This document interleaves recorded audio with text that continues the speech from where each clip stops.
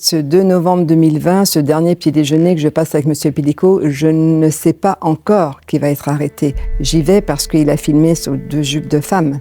Et naturellement que je trouve déjà ce geste très déplacé vis-à-vis de ces femmes, j'y vais, je l'accompagne en lui disant « je vais t'aider, je vais te soutenir, il faut que tu sois suivi par un psychiatre ou un psychologue ». Donc je fais cette démarche de l'accompagner. Je ne m'attends absolument pas à ce qu'on va me révéler.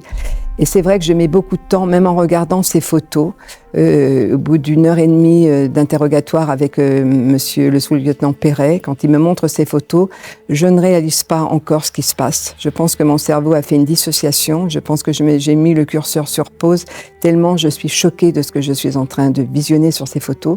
Je vois une femme qui ne me ressemble pas, une poupée de chiffon, avec un homme qui est à côté de moi, qui est en train de la violer, mais je ne me rends même pas compte de qui est cet homme. Je ne le connais pas, je ne l'ai jamais rencontré. Je crois que j'ai mis 5 à 6 heures avant d'accepter, quand je suis rentrée chez moi, j'ai appelé parce qu'on me demande de ne pas rester seule, parce que les individus ne sont pas encore arrêtés. On n'a arrêté que M. Pellico. Et mon amie Sylvie, quand elle arrive, elle s'assoit sur le canapé dans le salon, et je lui dis pour la première fois, je prononce « Dominique m'a violée et fait violer par 53 individus », parce qu'au départ, ils sont 53, 2 décéderont. Et là, je me rends compte que, oui, je prononce le mot « viol », mais j'ai eu un mal fou à le prononcer. Je n'arrivais pas encore à imaginer que M. Pellico ait pu faire une chose aussi horrible, aussi ignoble. Ça a été vraiment une déflagration, un tsunami dans ma vie. Parce que quand on partage sa vie pendant 50 ans et qu'on pense qu'on vit avec un homme bienveillant, intentionné, c'est comme ça que je le définis au commissariat. Quand on me demande de définir M. Pellico, je dis c'est un homme intentionné, bienveillant, et il ne m'a jamais fait de coups bas. Vous imaginez un peu quand il doit me révéler les faits. Il est vraiment très. Je sens dans son regard qu'il se passe quelque chose. Je le dis, il y a à la fois quelque chose de doux, de protecteur, mais qu'il est obligé de me dévoiler ce qui va me faire découvrir où je vais découvrir les photos. Et ça a été un moment, je crois, le plus difficile et le moment le plus douloureux pour moi en tant que maman, c'est d'apprendre à mes enfants ce que M. Pellico avait fait. Je me suis souvent posé la question, quelle était ma mission sur cette terre? Je pense que j'ai eu la réponse le 2 septembre 2024. C'était d'ouvrir les portes de cette salle d'audience pour dire « n'ayez plus honte, restez digne, restez debout ». Et je crois que c'est ça ma mission, c'était de réveiller toutes ces consciences. Parce que j'allais faire un cadeau magistral à tous ces accusés. Si j'avais été enfermée avec ces 51 bonhommes à l'intérieur de la salle d'audience, personne n'aurait connu leur nom, leur âge, leur profession. Et la coupable, en fait, c'était moi. La victime était forcément la coupable. D'ailleurs, malgré toutes les preuves que j'ai pu avoir avec toutes les vidéos qui attestaient de la vérité, j'ai vécu des moments d'humiliation où on m'a traité de complice, de consentante, de suspecte, d'exhibitionniste. Je crois que j'ai eu tous les qualificatifs qui ont été là pour humilier la victime. Et je n'ai jamais regretté cette décision parce que je pense que toutes les victimes ont ce moment de fragilité, de doute, où on perd totalement confiance en soi. J'ai eu des moments de doute quand les avocats de la défense demandaient à ce que leur client ne soit pas reconnu coupable, l'acquittement. Ils ont demandé pour la plupart l'acquittement. J'avoue que ça m'a un peu effrayée. Heureusement, j'étais rassurée par mes avocats, parce que c'est vrai qu'il y a des moments de doute, de se dire que c'est pas possible qu'il soit acquitté. Et heureusement, le verdict m'a rendu justice, parce qu'ils ont tous été reconnus coupables et ils sont tous repartis, la plupart en prison. Ils ont été passés Noël en prison. Alors c'est vrai que j'ai eu une pensée, bien sûr, pas que ma famille, parce que ma famille était détruite. Mais il n'y avait pas qu'une famille de détruites, il y avait 50 familles de détruites. Parce que la plupart avaient des femmes, des enfants, et la plupart des femmes aussi étaient dans une précarité économique.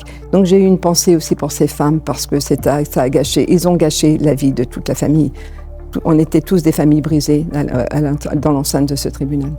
Au départ, j'arrive avec mes lunettes parce que je ne connais pas l'ampleur que va prendre ce procès. Je m'attends à ce qu'il n'y ait que la presse nationale. C'est, je crois, le surlendemain ou quelques jours plus tard que je vois la presse internationale arriver. Mais c'est aussi pour me protéger des regards au niveau des caméras, parce que je suis pudique, je suis une femme pudique aussi, il faut le savoir, et que je ne veux pas croiser les regards des journalistes, je ne veux pas qu'on voit mon émotion, je ne veux pas qu'on voit aussi la tristesse, parce qu'il y a des moments qui sont difficiles aussi pour moi.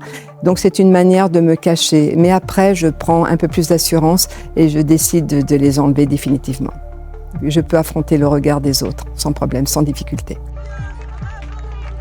Je n'ai jamais regretté cette décision parce que je pense que toutes ces femmes qui m'ont soutenue, qui sont arrivées aussi pendant le procès, les milliers de lettres où elles me racontaient, elles se confiaient, elles me racontaient leur vie, je pense que ça a fait aussi écho, elles se sont identifiées à mon histoire parce que ça a fait écho à leur souffrance. Et elles m'ont donné une force incroyable parce que quand elles étaient dehors, ça apaisait pour moi ce qui se passait. Leur présence dehors apaisait ce qui se passait pour moi à l'intérieur de ces salles d'audience. Au départ, j'étais venue que pour 15 jours dans ce tribunal. Et quand j'ai vu toutes ces femmes arriver, ces milliers de lettres arriver, je me suis vraiment sentie investie d'une responsabilité vis-à-vis de ces femmes. C'est ça aussi que je voulais ici signaler parce que c'est vrai que sans elles, je n'aurais pas trouvé cette force. Et j'ai eu aussi l'association d'aide aux victimes. Je me suis pas retrouvée seule sur les bancs de ce tribunal. J'étais accompagnée. Il faut savoir aussi qu'il faut se faire aider, il faut se faire accompagner.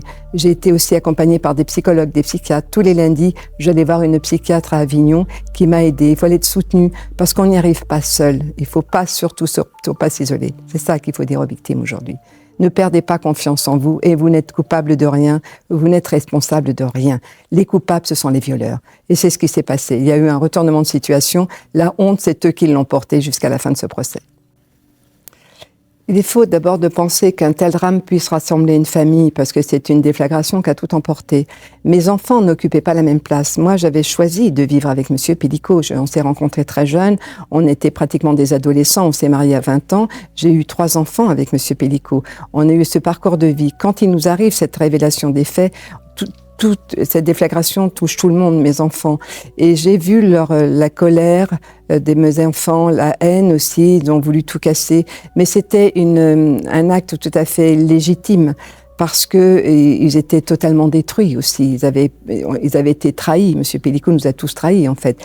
Mais moi j'ai eu besoin de les protéger, donc j'ai mis une certaine distance. J'avais l'impression, ça pouvait donner le sentiment que cette femme n'était pas proche de ses enfants. Bien au contraire, c'était une manière de les protéger. Je ne devais pas m'effondrer parce que si je m'étais comportée comme eux, tout s'effondrait et je n'avais pas le droit. Il leur restait plus que leur mère et je devais me montrer solide vis-à-vis d'eux, ne pas flancher.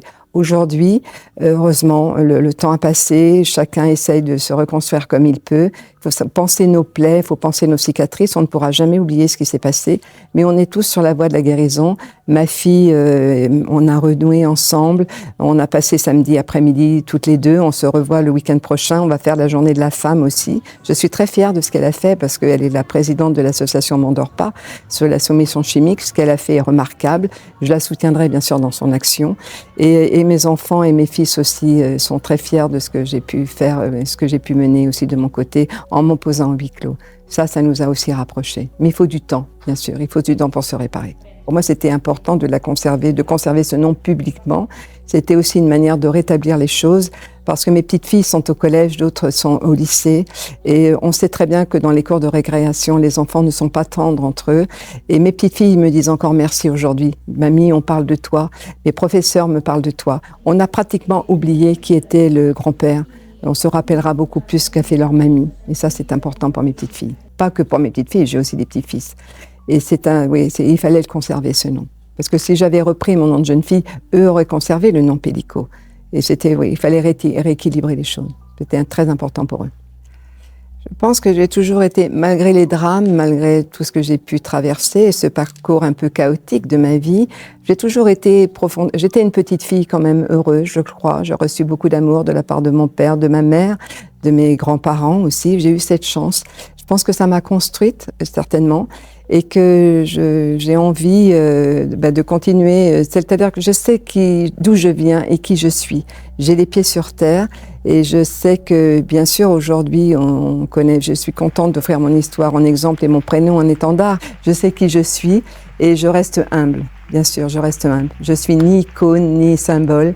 J'aime mieux le mot éveilleuse. Il y a une historienne qui a prononcé ce mot-là il n'y a pas si longtemps et je pense qu'il me colle mieux au niveau de ma personnalité, éveilleuse, le mot d'éveiller les consciences. Voilà, je trouve que ça me correspond mieux aujourd'hui.